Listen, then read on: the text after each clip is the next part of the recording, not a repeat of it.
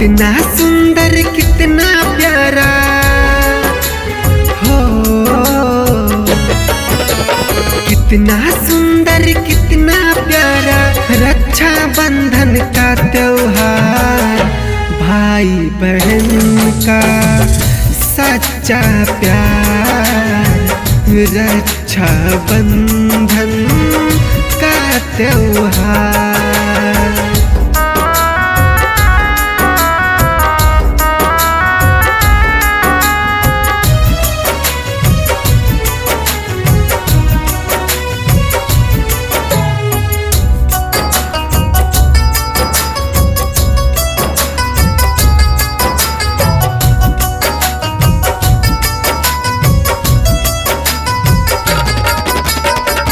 रेशम धागा बहना बांधे, भाई का सो भाग जगाए।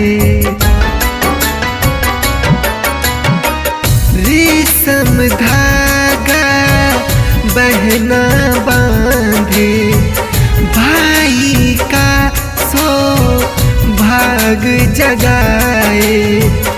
प्यारा भैया चूम के माथा अपनी बहन को गले से लगाए।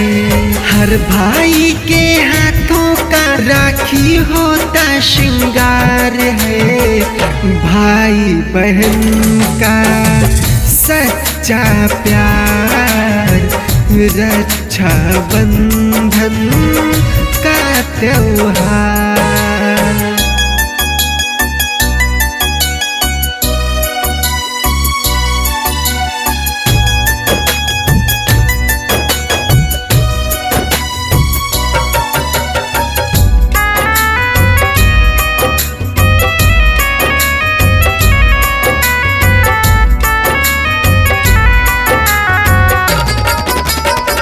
भाई बहन का प्रेम अनोखा, रेशम की डोरी बतलाए। भाई बहन का प्रेम अनोखा, रेशम की डोरी बतलाए।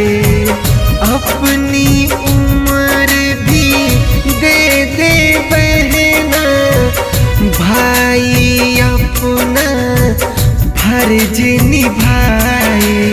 सदियों से रक्षा बंधन को मना रहा है ये संसार, भाई बहन का सच्चा प्यार, रक्षा बंधन का त्योहार।